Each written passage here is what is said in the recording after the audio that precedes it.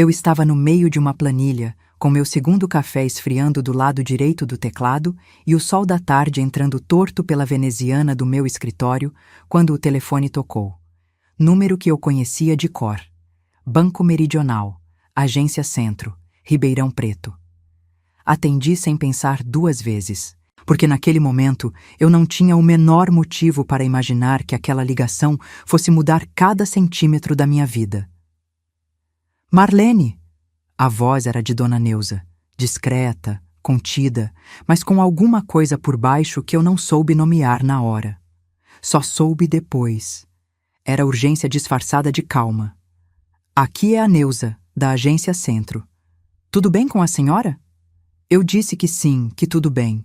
E já ia perguntar se era sobre o resgate que eu tinha pedido na semana anterior, quando ela cortou. Gentil, mas firme. Marlene, eu preciso que a senhora venha até a agência agora.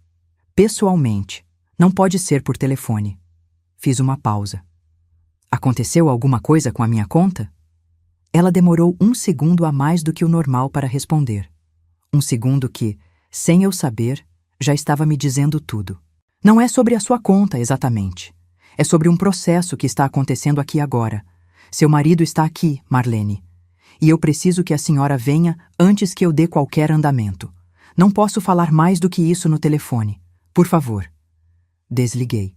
Fiquei olhando para a tela do computador por uns 30 segundos sem piscar.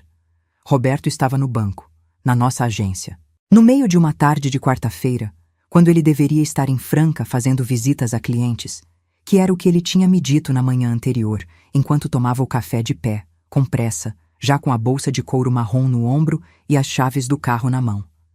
Não sei se volto hoje, Marlene. Pode ser que eu fique por lá e venha amanhã cedo. Eu tinha dito tudo bem. Tinha até levantado para dar um beijo de despedida, mas ele já estava de costas, já estava saindo, e a porta tinha batido com aquele estalo seco que eu aprendi a ignorar ao longo de 24 anos. Mas ele não estava em Franca. Ele estava no banco. No nosso banco. Peguei a bolsa, enfiei os pés no tênis que estava do lado da mesa e saí sem fechar a planilha, sem terminar o café, sem nem desligar a luz do escritório. Dirigi os 6 quilômetros até o centro com as mãos firmes no volante e a cabeça estranhamente quieta, daquele tipo de quieto que não é paz. É o silêncio antes de um trovão que você ainda não ouviu, mas já sente no osso. Quando entrei na agência, Dona Neuza estava me esperando do lado de fora da sua sala. Ela é uma mulher pequena, cabelos brancos cortados curto, sempre com um broche no lapel do blazer. Naquele dia era um broche de borboleta azul. Eu lembro desse detalhe com uma clareza absurda. Ela me viu, veio em minha direção, pegou minha mão com as 2 dela e disse baixinho, quase no meu ouvido. Obrigada por vir rápido. Entra aqui comigo. Fechou a porta da sala. Mandou a assistente trazer água. Colocou uma pasta na mesa, abriu e deslizou na minha direção uma folha que eu reconheci imediatamente pelo formato, pelo cabeçalho, pelo tipo de papel timbrado. Era uma escritura de hipoteca, da nossa casa, com a minha assinatura, que eu jamais tinha dado. Fiquei olhando para aquele papel por um tempo que não sei medir. Vi meu nome escrito ali com uma caligrafia que imitava a minha, mas não era a minha. Vi o endereço da casa onde eu criei meus filhos, onde plantei as roseiras do jardim, onde minha sogra morreu num domingo de manhã com a mão dentro da minha. Vi o valor, 680, 1.000 israelis. Vi o nome do credor, uma financeira que eu nunca tinha ouvido falar.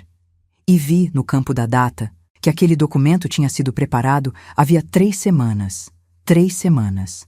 Enquanto eu cozinhava, enquanto eu fazia as planilhas dos clientes, enquanto eu lavava a roupa dele e dobrava as camisas dele e colocava no armário dele, ele estava preparando um documento com a minha assinatura falsificada para hipotecar a nossa casa sem eu saber.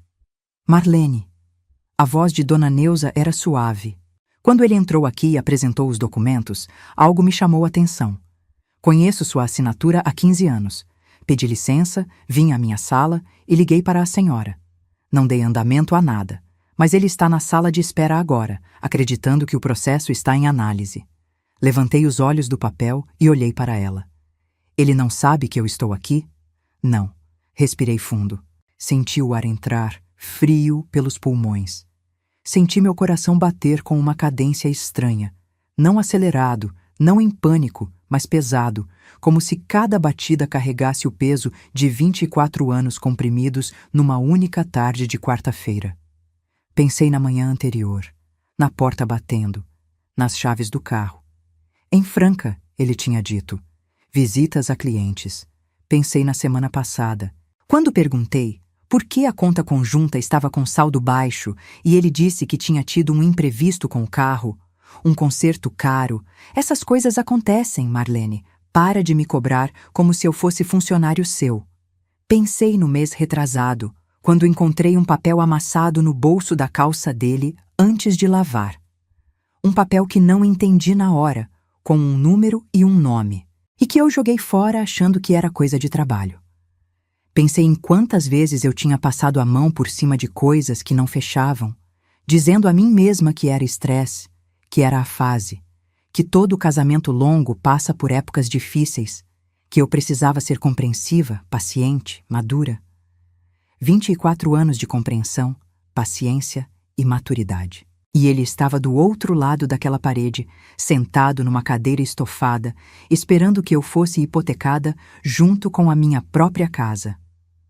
Dona Neuza, eu disse, e minha voz saiu mais tranquila do que eu mesma esperava. A senhora pode me dar uma folha de papel e me emprestar a sua impressora por uns 10 minutos? Ela me olhou por um segundo. Depois sorriu, pequeno, discreto, e disse, claro que posso. Enquanto eu escrevia, enquanto o sol continuava entrando torto pela veneziana e o café da manhã ainda deveria estar morno em algum lugar da minha casa, alguma coisa dentro de mim foi ficando mais quieta ainda. Não era resignação, não era tristeza, embora a tristeza estivesse lá, em camadas, esperando a vez dela. Era outra coisa. Era a sensação de quem passa anos achando que está perdendo a cabeça, que está exagerando, que está sendo difícil, e de repente tem um papel na mão que prova que não estava, que nunca esteve, que a loucura era a dele, e o silêncio era o meu erro. Eu não sabia ainda, naquele momento, o tamanho real do que estava por vir. Não sabia das dívidas, não sabia do vício, não sabia de quantas camadas aquele homem tinha construído ao longo de anos sem que eu enxergasse, mas sabia de uma coisa que ele havia esquecido completamente, ou talvez nunca tivesse levado a sério o suficiente para lembrar. Antes de se tornar representante comercial da Ferreira em Alves Distribuidora, meu marido Roberto tinha pedido ao pai dele, meu sogro, seu Geraldo, que colocasse a empresa no nome dele. Seu Geraldo, que era homem de poucas palavras e muita experiência, tinha olhado para o filho, depois para mim, e dito que não. Tinha dito que ia registrar 40% daquela sociedade no meu nome. Tinha tirado do bolso uma caneta Mont Blanc, a mesma que ele usava para assinar todo o contrato importante da vida dele, e me entregado depois que eu assinei os documentos. Guarda isso, filha, ele tinha dito, com aquela voz grossa e cansada de quem trabalhou a vida inteira. Porque homem muda, mas papel não mente. Eu tinha guardado a caneta numa caixinha de madeira no fundo da gaveta da escrivaninha, junto com os documentos, intocados, esperando. Roberto nunca tinha levado aquilo a sério, porque Roberto nunca me levou a sério. Para ele, eu era a esposa contadora que cuidava das planilhas domésticas, criava os filhos, regava as roseiras e ficava em casa enquanto ele saía para o mundo. A sociedade no meu nome era uma formalidade antiquada que o pai teimoso dele tinha insistido. Não era real, não tinha peso, não ia importar nunca. Naquele dia, naquela sala, enquanto Dona Neuza me emprestava a impressora e Roberto esperava do outro lado da parede, imaginando que tudo ia sair como planejado, eu abri o aplicativo do banco no meu celular. Entrei na conta individual que eu mantinha há 11 anos, desde que uma cliente me pagou em dinheiro e eu, por impulso, depositei numa conta separada e nunca mexi.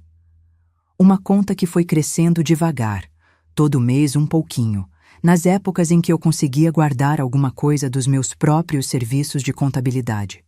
94 mil reais. Não era fortuna, mas era meu. Era completamente, exclusivamente, inquestionavelmente meu. Olhei para o saldo, olhei para a janela, olhei para a folha que eu acabara de imprimir e liguei para o Dr. Fábio Almeida. Se você quer descobrir o que aconteceu quando Roberto finalmente me viu sentar na cadeira à sua frente naquela agência, a expressão no rosto dele, o que ele disse, e o começo do que viria a ser o maior erro da vida dele, se inscreva agora no canal e ativa o sininho, porque o que aconteceu a seguir ninguém poderia imaginar.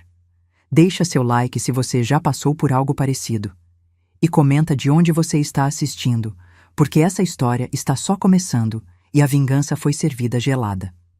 Eu conheci Roberto Ferreira numa festa junina no clube do bairro, em junho de 1999, quando eu tinha 28 anos e ele tinha 31.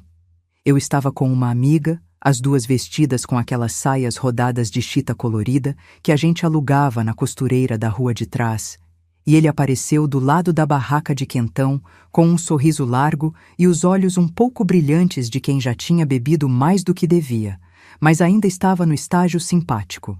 Pediu para dançar. Eu disse que não sabia dançar forró. Ele disse que ensinava. E ensinou, de fato, com as mãos no lugar certo e o passo firme de quem cresceu, ouvindo sanfona no interior. Naquela noite, ele me contou que trabalhava com o pai, que o pai tinha uma distribuidora de produtos de limpeza no distrito industrial, que um dia ia expandir o negócio para o sul do estado. Falou com o brilho nos olhos de quem acredita genuinamente no que está dizendo. Eu gostei disso. Gostei da clareza, do plano, da sensação de que havia ali um homem que sabia para onde estava indo. Eu era contadora recém-formada, trabalhando num escritório de advocacia no centro, ainda morando com minha mãe na casa onde cresci. Não tinha grandes planos além de montar meu próprio escritório um dia, talvez casar, talvez ter filhos, as coisas que a gente imagina sem muito detalhe quando ainda está jovem o suficiente para achar que os detalhes vão se resolver sozinhos. Roberto ligou 2 dias depois da festa. Depois ligou de novo.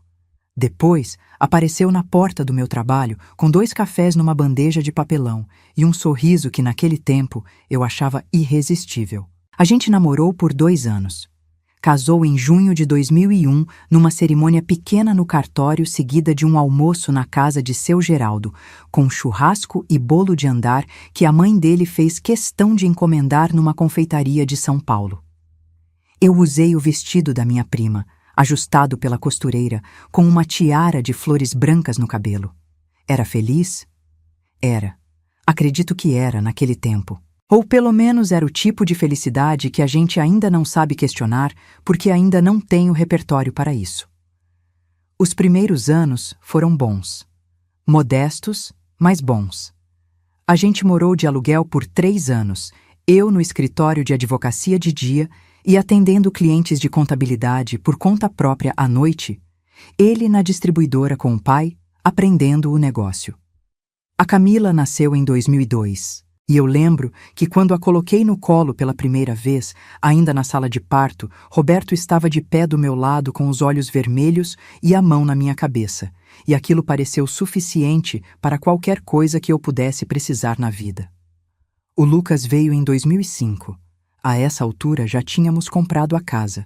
72 metros quadrados num bairro tranquilo, um quintal pequeno onde eu imediatamente plantei 3 roseiras e um pé de limão. A casa foi comprada com financiamento, com entrada que veio metade das economias dele, metade do dinheiro que meu pai me deixou quando morreu, 2 anos antes. Eu nunca esqueci esse detalhe. Era metade minha, desde o começo.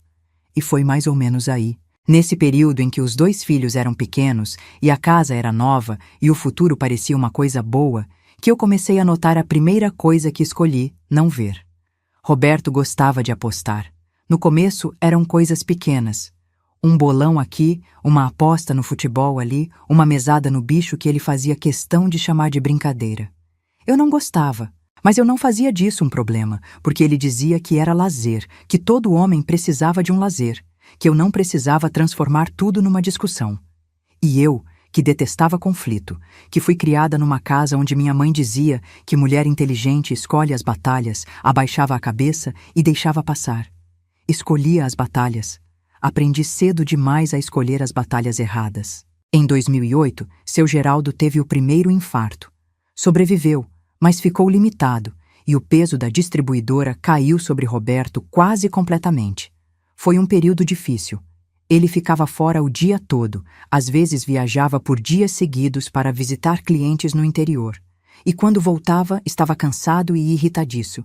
E eu aprendi a não perguntar muita coisa, porque a resposta quase sempre vinha em tom de impaciência, como se eu fosse mais um problema numa lista já longa demais. Foi nessa época que eu assumi quase inteiramente a criação dos filhos. Reunião na escola, consulta no pediatra, lição de casa, banho, jantar, história na hora de dormir. Tudo isso era eu. Não porque tivéssemos combinado assim, mas porque ele simplesmente foi saindo dessas funções, uma por uma, e eu fui preenchendo os espaços porque alguém precisava preencher, e os filhos não podiam esperar que os pais resolvessem entre si quem ia aparecer. Em 2010, seu Geraldo me chamou para uma conversa sozinha. Foi numa tarde de sábado. Ele sentado na varanda da casa dele com uma xícara de café e o ar de quem escolheu bem as palavras antes de falar. Disse que estava preocupado com o futuro da distribuidora.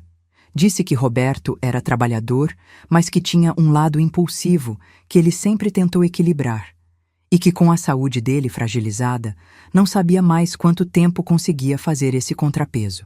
Disse que queria registrar 40% da Ferreira em Alves no meu nome. Fiquei surpresa. Perguntei por que no meu nome e não no nome dos netos, por exemplo. Ele disse: porque você é a que vai estar aqui quando precisar. Você é a âncora dessa família, Marlene. Roberto sabe navegar, mas precisa de âncora. Assinei os documentos naquele mesmo sábado. Seu Geraldo me deu a caneta Mont Blanc depois, a mesma que ele tinha usado para assinar o contrato original da distribuidora 20 anos antes. Disse que agora era minha. Guardei na caixinha de madeira que tinha no fundo da gaveta da escrivaninha, junto com meu diploma de contabilidade e o caderno de poesias que eu escrevia quando era adolescente. Coisas que importavam, coisas que eu não mostrava para ninguém. Contei para Roberto naquela noite. Ele ouviu, fez um meia-boca, disse que o pai era exagerado, que era desnecessário complicar as coisas com papel de sociedade quando tudo era da família mesmo, e mudou de assunto. Nunca mais tocamos no assunto. Acho que ele literalmente esqueceu. Ou escolheu esquecer, que para ele dava no mesmo. Seu Geraldo morreu em 2013, numa segunda-feira de manhã, na mesma cama onde tinha dormido por 40 anos. A mãe de Roberto já tinha morrido em 2009. Com a morte do sogro, Roberto herdou os 60% restantes da distribuidora. E o que era para ser um período de consolidação virou, aos poucos, um período de deterioração que eu levei anos para chamar pelo nome certo. O negócio foi bem por uns 2 anos. Depois, Roberto começou a tomar decisões sozinho, sem consultar ninguém, sem me consultar, sem falar com o contador que a empresa tinha desde sempre. Comprou uma frota nova de caminhões num financiamento que eu achei alto demais. Abriu uma filial em Barretos sem estudo de mercado nenhum. Contratou um gerente regional que eu nunca conheci direito, um tal de Adriano, que aparecia sempre nas histórias de Roberto, mas nunca nas planilhas que eu eventualmente via. E as apostas foram crescendo. Não eram mais bolão de futebol. Eu não sabia o nome exato das coisas, mas via nos extratos da conta conjunta saídas que ele chamava de investimentos e adiantamentos de fornecedores, sem nunca me mostrar um documento que comprovasse nada. Quando eu perguntava, ele ficava na defensiva imediatamente. Dizia que eu era controladora, que eu tratava ele como empregado, que não era papel de esposa ficar auditando o marido. Essa última frase eu ouvi tantas vezes que às vezes ela ainda passa pela minha cabeça como um eco. Não é papel de esposa ficar auditando o marido. Enquanto isso, a Camila crescia e a Lucas crescia e a casa precisava de pintura e o carro precisava de revisão e a vida continuava sendo cara do jeito que a vida sempre é. Eu aumentei minha carteira de clientes, passei a trabalhar mais horas, a pegar mais declarações de imposto de renda na época do leão, a montar planilhas de fechamento contábil para pequenas empresas. O dinheiro que eu ganhava ia para a casa, para os filhos, para as contas. O que sobrava eu depositava na conta individual, aquela que Roberto não sabia que existia. Não porque eu tivesse planejado alguma coisa, mas porque desde o começo aquele dinheiro era meu e eu instintivamente sabia que precisava manter essa fronteira. Em 2019, Roberto chegou em casa numa noite de sexta-feira com o rosto fechado e me disse que a filial de Barretos tinha fechado. Prejuízo. Não deu mais detalhes. Não quis conversar. Dormiu no sofá naquela noite dizendo que estava com dor nas costas. Em 2020, com a pandemia, a distribuidora sofreu mais. Isso eu entendia. Todo o negócio sofreu. Tive paciência, tive compreensão. Cortei gastos da casa, cancelei planos, deixei de contratar a faxineira que vinha às quintas para economizar. Não reclamei. Em 2021, percebi que Roberto estava saindo com frequência à noite. Não todo dia, mas com uma regularidade que não fechava com as explicações que ele dava. Jantar de negócios, reunião com cliente, happy hour da equipe. Certa vez ele chegou às 2 da manhã com os olhos opacos e um jeito de andar que eu não soube nomear, mas que ficou guardado na memória como um sinal que eu não soube ler na hora certa. Em 2022, a conta conjunta começou a esvaziar de um jeito diferente dos outros anos. Não era uma sangria. Era um dreno constante, como um torneiro que pinga e você só percebe o estrago quando já tem água no chão. Perguntei. Ele respondeu com irritação, depois com silêncio, depois com aquela frase de novo. Não é papel de esposa ficar auditando o marido. Eu abaixei a cabeça. Escolhi a batalha errada mais uma vez. Em 2023, a Camila, que já estava casada e morava em São Paulo, me ligou uma noite para dizer que tinha encontrado o pai num site de apostas online. Tinha visto o perfil por acaso, através de um amigo em comum. Disse com cuidado, com aquele jeito dela de poupar a mãe de coisas difíceis, mas disse: naquela noite eu não dormi. Fiquei deitada ao lado de Roberto, ouvindo a respiração dele, e contei as goteiras do teto que precisavam de reforma e tentei calcular, na minha cabeça de contadora, o rombo que um vício de apostas seria capaz de fazer num patrimônio inteiro. Cheguei num número que me deixou com frio na espinha, mas ainda não fiz nada. Ainda esperava que fosse exagero, que fosse fase, que a coisa ia se resolver sozinha, como eu tinha aprendido a esperar que as coisas se resolvessem. Até a tarde de quarta-feira em que Dona Neuza me ligou. Até o momento em que eu olhei para um papel com minha assinatura que eu nunca tinha dado. Até o instante em que o último fio de dúvida que eu ainda guardava sobre quem era aquele homem que dormia ao meu lado há 24 anos se desfez completamente, silencioso e definitivo como uma vela que apaga. Foi naquele instante que eu parei de esperar e comecei a agir. A primeira ligação que fiz foi para o Dr. Fábio Almeida.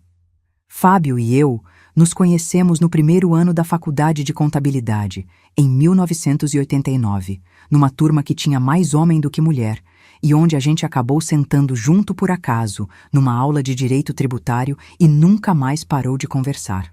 Ele foi para o direito, eu fui para a contabilidade, mas a amizade sobreviveu às escolhas diferentes, aos casamentos, aos filhos, às mudanças de endereço. Era o tipo de amigo que eu ligava quando precisava de conselho real, não de conforto embalado em palavras bonitas. Ele atendeu no segundo toque.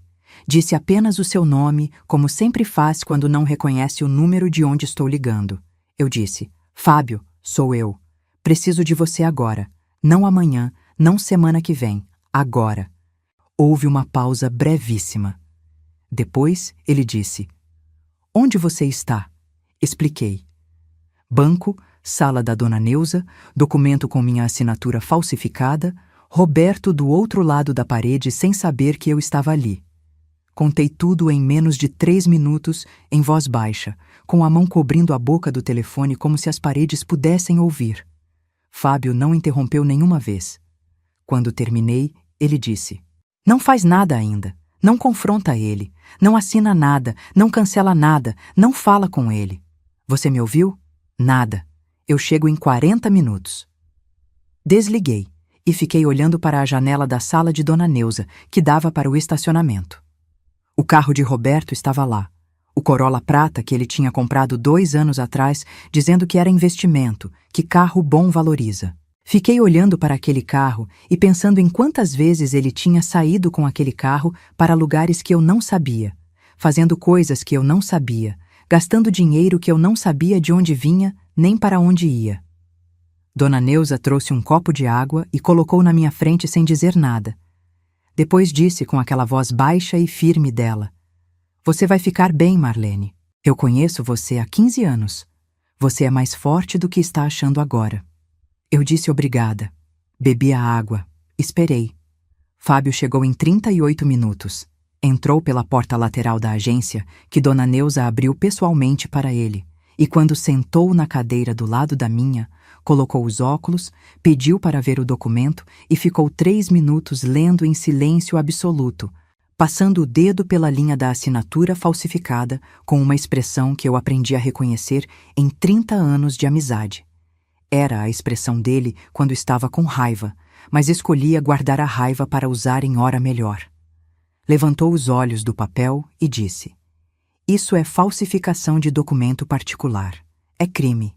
Artigo 298 do Código Penal. 2 a 6 anos." Fez uma pausa. "Mas antes de registrar boletim de ocorrência, eu preciso saber o tamanho real do buraco. Porque isso aqui não é impulso. Isso é desespero.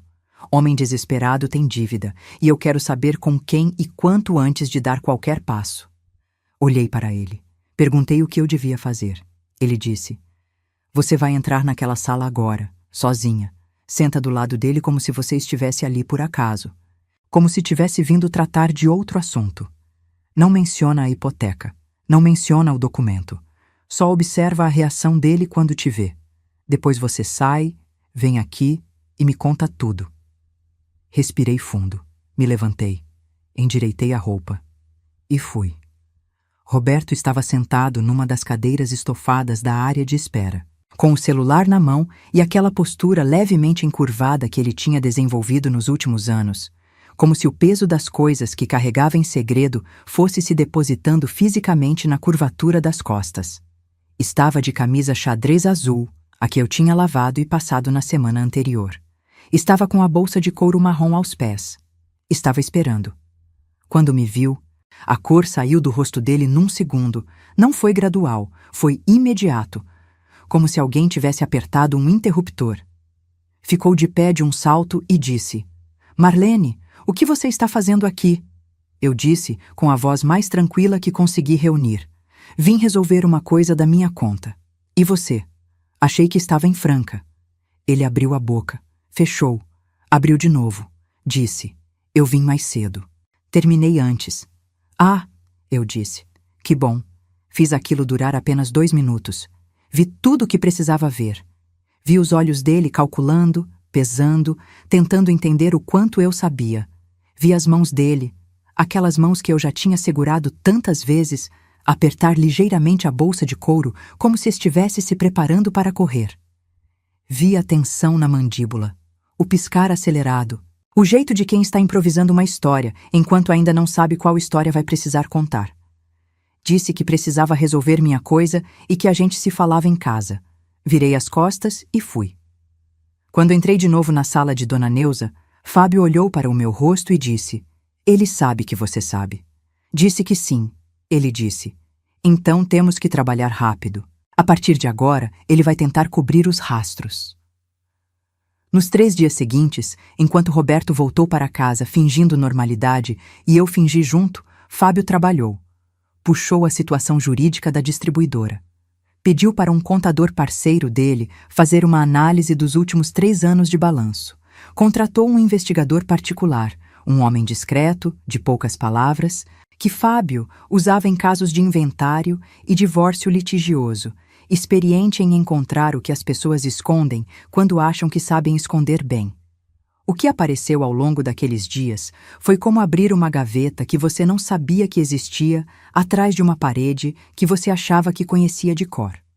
Roberto tinha dívidas com 3 casas de apostas online. 2 registradas. Uma funcionando na informalidade. O total, somando os juros que já tinham incidido, chegava a 118 reais, R$1.000, dinheiro que ele tinha retirado aos poucos da conta da empresa, lançado como despesas operacionais, como adiantamento de fornecedores, como reembolso de viagens, durante um período de quase 4 anos. O contador que Fábio acionou encontrou os lançamentos irregulares em menos de 2 dias de análise. Disse que era um trabalho de alguém que entendia um pouco de contabilidade, mas não o suficiente para esconder direitinho, porque deixava padrões. E padrões são exatamente o que contadores treinados sabem encontrar. Além disso, o investigador descobriu que Roberto tinha feito, 6 meses antes, uma tentativa de refinanciamento no nome da empresa que tinha sido negada pela financeira. Por isso, ele havia migrado para o plano da hipoteca da casa, que era um ativo limpo, sem pendências, registrado em nome dos dois. E havia mais uma coisa que o investigador me contou numa tarde de quinta-feira, sentado na sala de Fábio, com um tom neutro de quem está apenas relatando fatos e prefere não carregar o peso deles. Roberto tinha uma relação de 3 anos com uma mulher em Barretos. Não era uma aventura. Era uma relação com endereço fixo, com despesas pagas, com uma rotina. O investigador tinha fotos, registros de transferências pelo celular, comprovantes de hospedagem.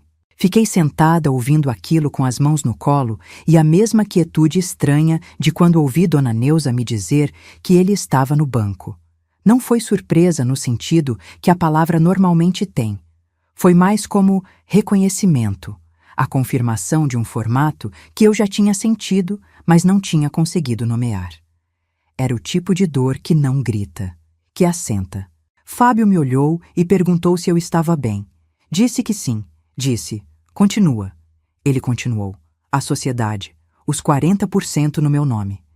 Como seu Geraldo havia previsto, não sei se por intuição, por experiência de vida ou simplesmente por conhecer o filho melhor do que o filho imaginava. Aquela participação societária que Roberto havia descartado mentalmente como formalidade sem importância era, na prática, uma blindagem.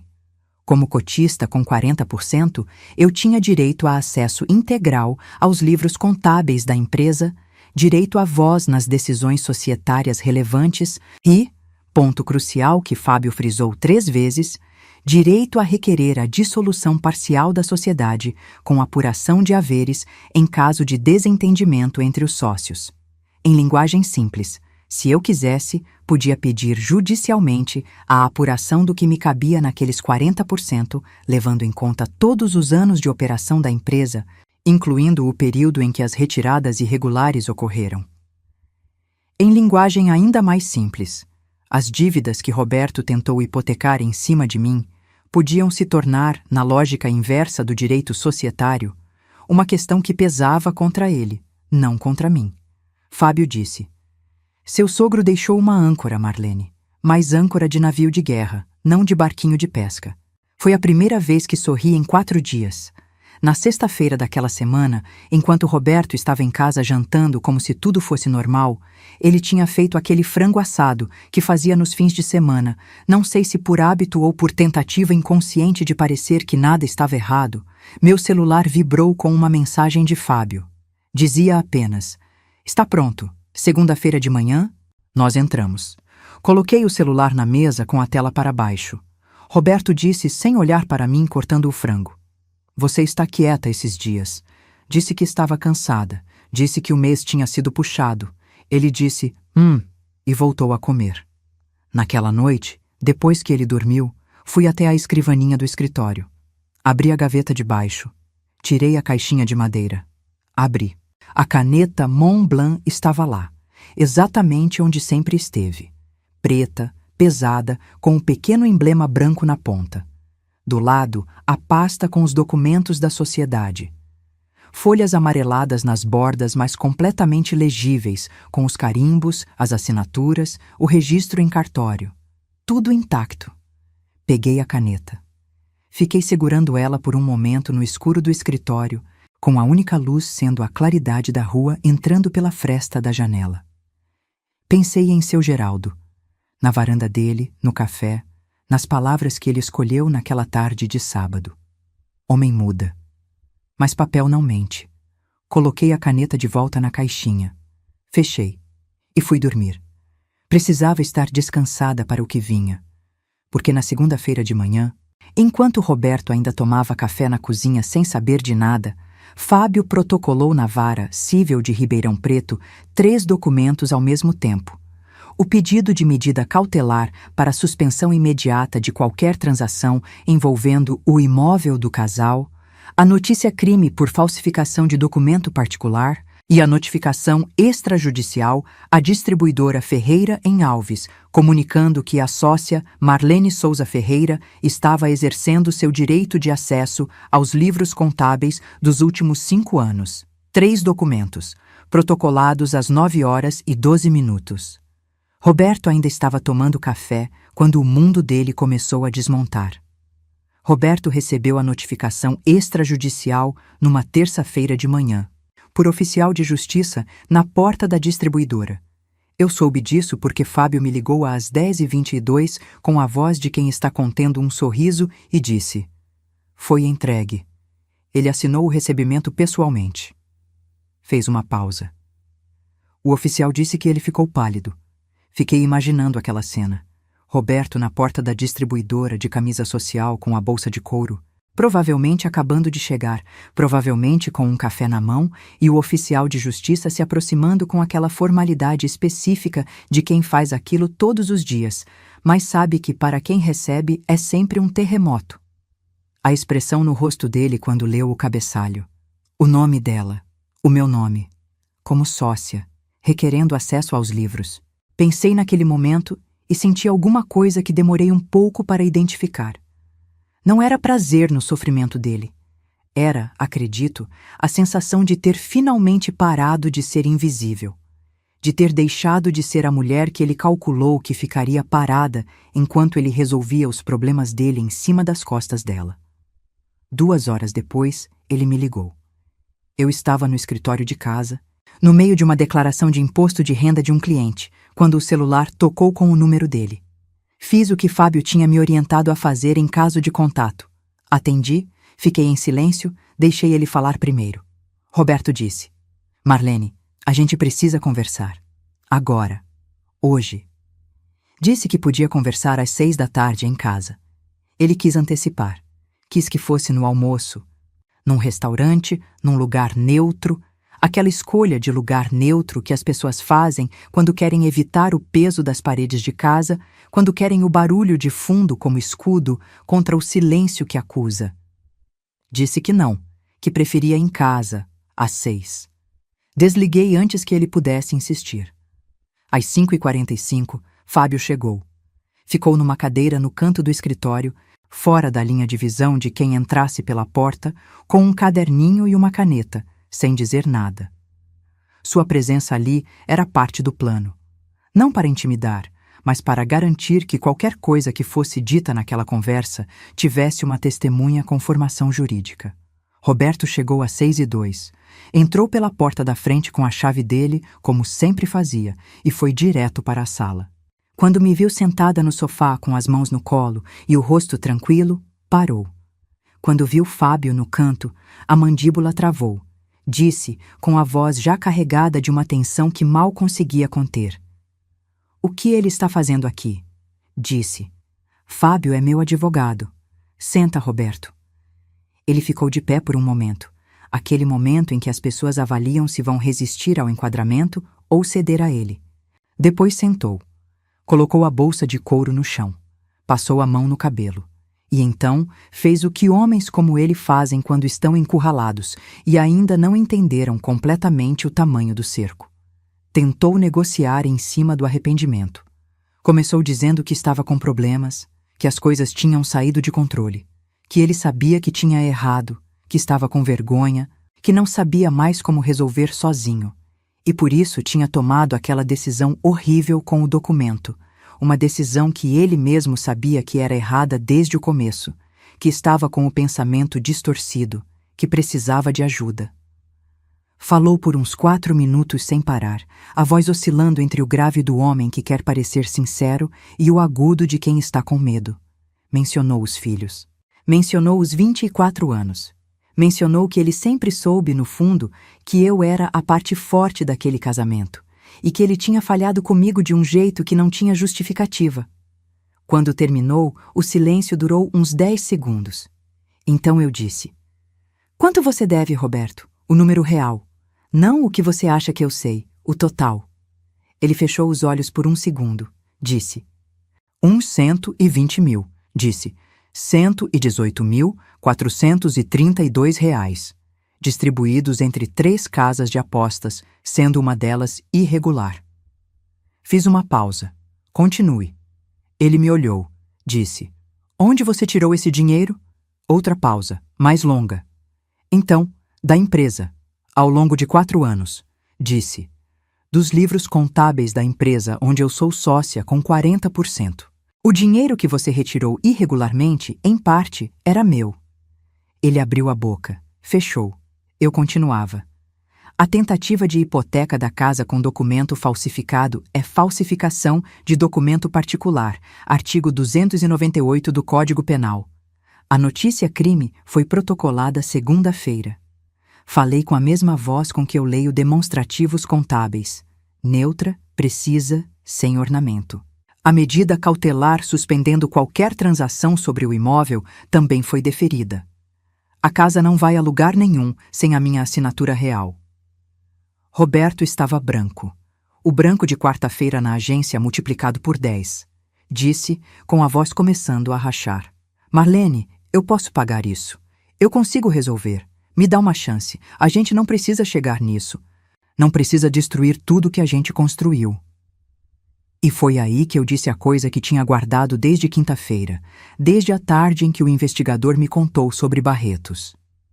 Disse com calma, sem elevar a voz, sem lágrima, porque naquele momento eu estava do outro lado de algo que tinha levado semanas para atravessar, e quando você já atravessou, não precisa mais chorar na frente de quem te fez chorar. Disse: 3 anos, Roberto. Qual é o nome dela? O silêncio que veio depois foi diferente de todos os outros silêncios daquela conversa. Era o silêncio de quem caiu. Ele não respondeu imediatamente. Ficou olhando para as próprias mãos. Depois, olhou para mim com uma expressão que eu não sei nomear com precisão. Não era culpa pura, não era raiva. Era uma mistura de coisas que talvez nem ele soubesse separar. Disse o nome. Disse que tinha começado sem querer, que não tinha planejado, que as coisas em casa estavam difíceis. E quando ele disse que as coisas em casa estavam difíceis, alguma coisa em mim que ainda estava morna ficou fria de vez. As coisas em casa estavam difíceis. A casa que eu sustentei, os filhos que eu criei, as contas que eu paguei, as roseiras que eu reguei, o silêncio que eu engoli, as batalhas que eu não escolhi lutar. 24 anos de coisas difíceis que eu carreguei com as 2 mãos para que ele tivesse as mãos livres para fazer o que fez com elas. E as coisas em casa estavam difíceis. Fábio disse do canto com a voz tranquila de advogado: Roberto, qualquer coisa que você disser agora pode ser usada num processo. Eu sugiro que você entre em contato com seu próprio advogado antes de continuar essa conversa. Roberto me olhou. Disse: Você não vai fazer isso, Marlene. Não vai destruir a família. Olhei para ele por um longo momento. Pensei na caneta de seu Geraldo. Pensei na festa junina de 1999. Pensei na sala de parto, nos olhos vermelhos dele, na mão na minha cabeça. Pensei em como uma coisa pode ter sido real um dia e ter sido desmontada tijolo por tijolo ao longo de anos até que não reste nada que você consiga reconhecer. Disse: Você destruiu a família, Roberto. Eu estou apenas documentando. Levantei, peguei minha bolsa. Disse a ele que os papéis do divórcio seriam entregues em até 10 dias, que a casa ficaria sob medida cautelar até a partilha ser definida, e que qualquer tentativa de contato que não fosse mediada por advogados seria registrada. Ele ficou sentado no sofá da sala que eu tinha escolhido, com a cor que eu tinha escolhido, da casa que era metade minha desde o começo. Fui para o quarto, fechei a porta, sentei na borda da cama e só então chorei. Não o choro que as pessoas de fora imaginam. Não era desmoronamento, não era colapso. Era uma espécie de esvaziamento. 24 anos saindo pelos olhos em silêncio, num quarto fechado, sem plateia. Era o tipo de choro que você chora quando finalmente se permite sentir o tamanho de algo que você segurou por tempo demais para poder funcionar. Chorei por talvez 15 minutos. Depois me levantei. Fui ao banheiro. Lavei o rosto. Me olhei no espelho por um momento. Fui abrir a porta. Roberto tinha ido embora. Tinha levado a bolsa de couro e deixado as chaves de casa na mesa de centro. Não sei se foi escolha ou descuido, mas foi definitivo do jeito que os gestos involuntários às vezes são mais definitivos que os planejados. Fábio estava na cozinha, fazendo café. Quando me viu, disse apenas: "Você foi perfeita." Sentei na mesa da cozinha. Ele colocou o café na minha frente. A noite estava quieta lá fora. Aquela quietude de bairro residencial depois das 8, com o som distante de alguma televisão, um cachorro, o vento nas roseiras do jardim que eu plantei e que continuavam ali, firmes, sem saber de nada. Disse: "E agora?" Ele disse: "Agora você dorme. Amanhã cedo a gente começa a próxima fase." Dormi. Pela primeira vez em semanas, dormi de verdade. O processo de divórcio litigioso durou 7 meses, o que Fábio disse ser relativamente rápido, considerando o nível de complexidade patrimonial envolvido. Nesse período, algumas coisas aconteceram em sequência. A notícia crime por falsificação foi aceita pelo Ministério Público e virou inquérito policial. Roberto foi intimado a prestar depoimento e contratou um advogado criminalista que custou caro. Paguei com satisfação que aquele custo viesse dos bens dele, não dos nossos. O inquérito seguiu seu curso. A apuração dos livros contábeis da distribuidora revelou o que o contador de Fábio já havia encontrado: retiradas irregulares sistematizadas ao longo de 4 anos, totalizando 134. R$ quando incluídos os valores que o primeiro levantamento não tinha capturado completamente. Como cotista com 40%, eu tinha legitimidade para requerer ressarcimento proporcional à minha participação. Fábio entrou com o pedido. Roberto, por orientação do próprio advogado, preferiu um acordo extrajudicial a enfrentar um processo que exporia ainda mais as irregularidades contábeis, o que poderia atrair outras atenções além das minhas. O acordo incluiu a transferência da minha parte na distribuidora de volta para ele. Eu não queria manter sociedade com Roberto por nenhum motivo, em troca de um valor que compensava minha participação nos anos de operação, somado ao ressarcimento proporcional das retiradas irregulares. O número final, negociado por Fábio com a frieza cirúrgica de quem faz aquilo há 30 anos, foi R$587.000. Somados aos 94 mil da minha poupança, eu tinha 281 mil reais em conta. A casa foi para mim na partilha. Roberto não tinha como contestar sem escancarar ainda mais os problemas.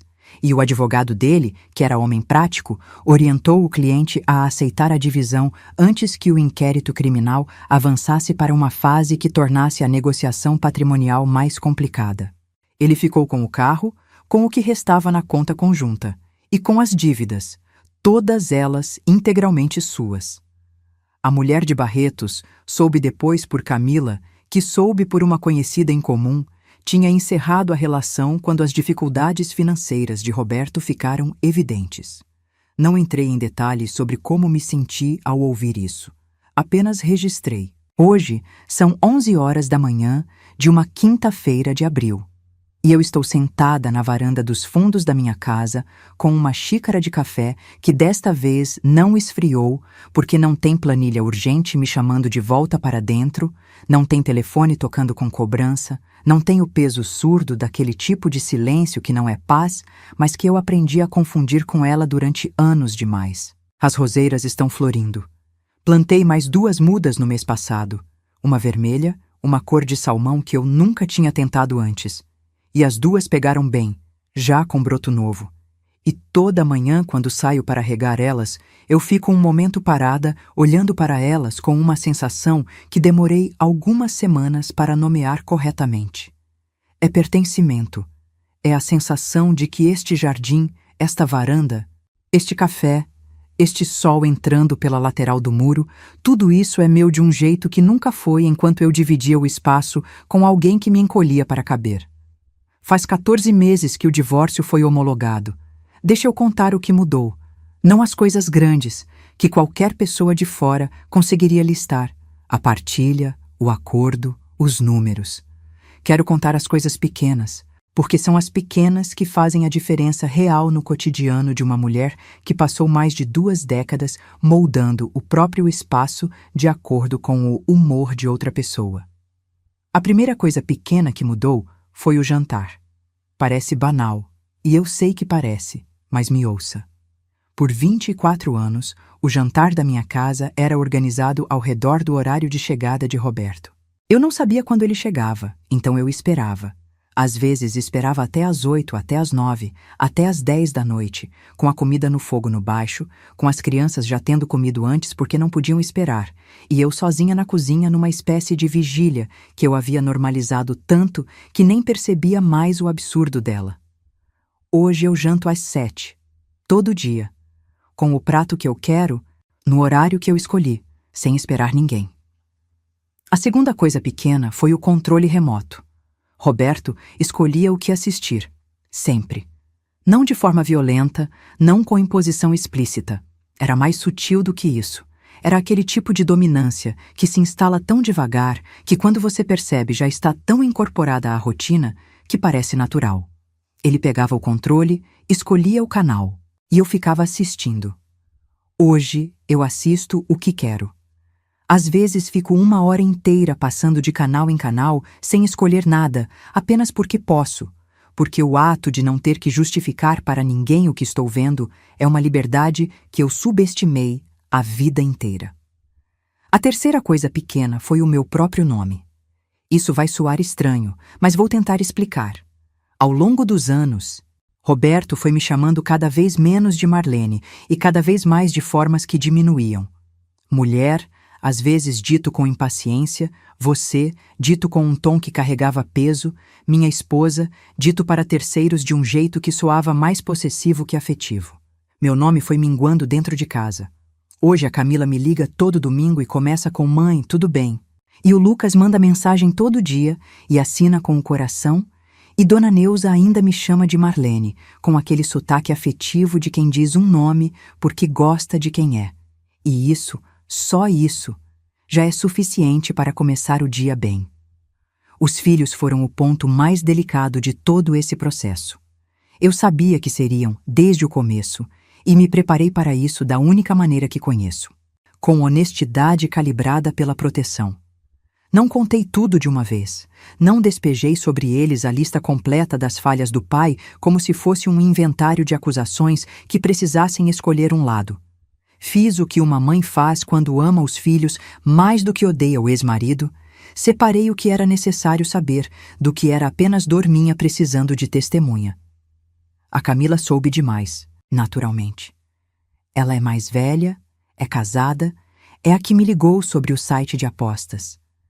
Quando contei sobre o documento falsificado, ela ficou em silêncio por um longo momento e depois disse: "Mãe, eu sempre soube que você era mais forte do que deixava aparecer." Chorei naquele telefonema. Ela também. Mas foi um choro diferente do quarto fechado. Foi o choro de 2 mulheres que se reconhecem, mãe e filha, através da linha. O Lucas foi mais difícil. Ele tem 19 anos e a relação com o pai sempre foi mais próxima, alimentada por finais de semana de futebol e viagens de carro que Roberto fazia questão de transformar em memórias boas, porque era mais fácil ser pai nos momentos escolhidos do que no cotidiano exigente. Quando contei, de forma resumida e sem os detalhes mais pesados, Lucas ficou quieto por dias. Depois me mandou uma mensagem que guardo até hoje no celular. Não vou repetir aqui porque é dele, é privada, é sagrada, mas que terminava com: "Você merecia mais, mãe, sempre mereceu." Guardo essa mensagem do mesmo jeito que guardo a caneta de seu Geraldo. Algumas coisas você não precisa mostrar para ninguém para saber que são reais. Roberto, você vai querer saber? Eu sei. Nos primeiros meses depois do divórcio, ele tentou contato algumas vezes fora dos canais formais, Uma mensagem aqui, uma ligação ali. Uma vez apareceu na porta de casa sem aviso e eu não abri. Mandei mensagem de texto dizendo que qualquer contato devia passar pelo advogado e que aparições não anunciadas seriam registradas. Ele parou. Soube por terceiros. Como sempre se sabe nessas cidades do interior, onde 6 graus de separação viram 2 numa tarde, que ele está morando num apartamento alugado no centro, que a distribuidora foi vendida. O comprador, um empresário do setor, pagou o suficiente para quitar parte das dívidas, mas não todas, e que ele está fazendo acompanhamento para o problema com apostas. Isso último eu ouvi e fiquei um momento com isso na cabeça, tentando identificar o que eu sentia. Não era satisfação. Não era pena também. Era algo mais parecido com indiferença temperada por uma fagulha de esperança humana que eu não consigo apagar completamente. A esperança de que as pessoas sejam capazes de mudar quando são forçadas a olhar para si mesmas. Não por mim, não pela minha família, mas por eles próprios. Não é amor que sobrou. É apenas a parte de mim que ainda acredita que ninguém nasce para ser o que Roberto se tornou, e que a destruição que ele deixou no caminho teve custo para ele também, mesmo que de forma diferente. Mas ele escolheu.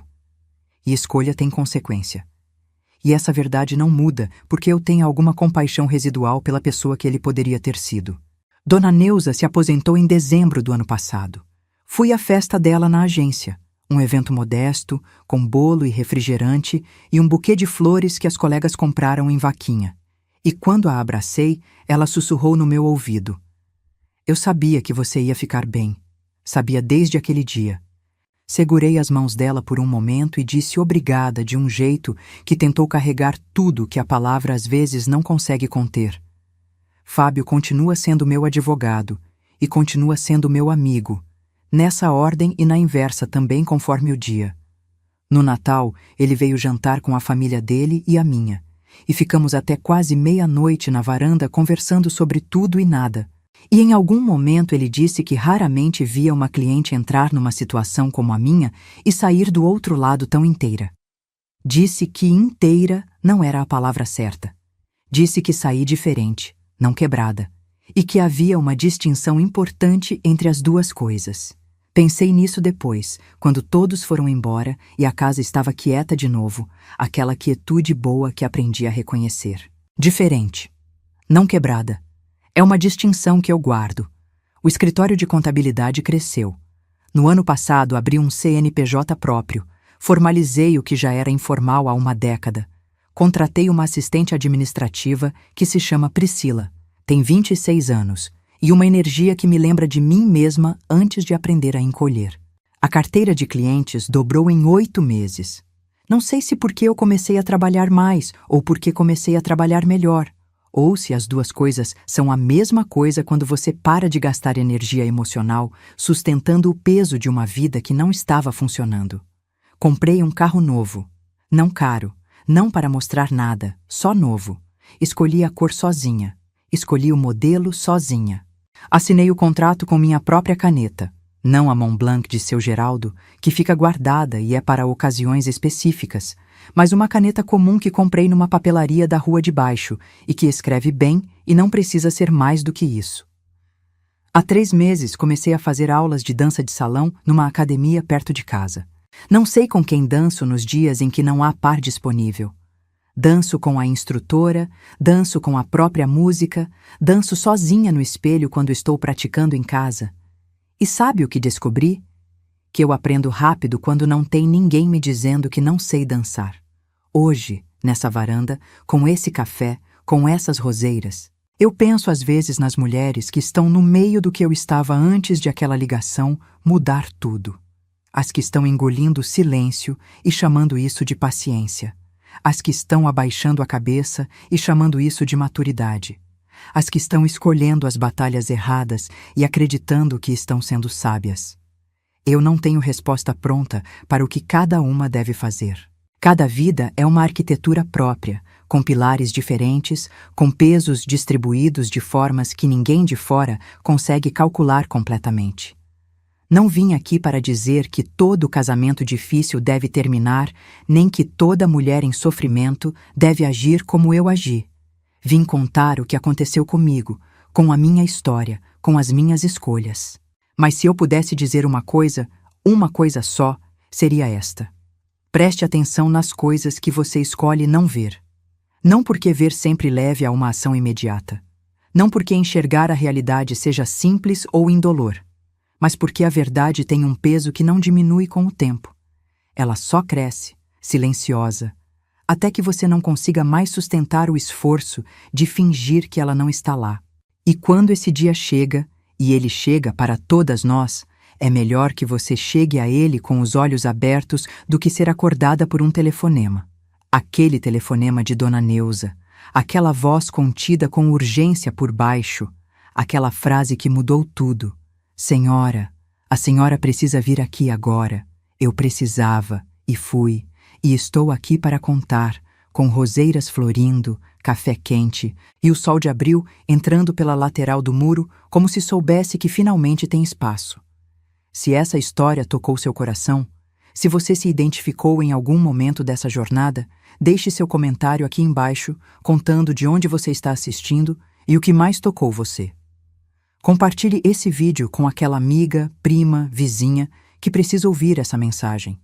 Que dignidade não se negocia, que amor próprio vem primeiro e que nunca é tarde para recomeçar. Deixa seu like, se inscreve no canal e ativa o sininho para não perder as próximas histórias. Porque aqui a gente não conta histórias vazias. A gente conta histórias que transformam, que curam, que lembram você de quem você realmente é. Uma mulher forte, capaz e merecedora de todo o amor do mundo. Um abraço apertado no seu coração. E lembre-se, você é mais forte do que imagina. Até a próxima!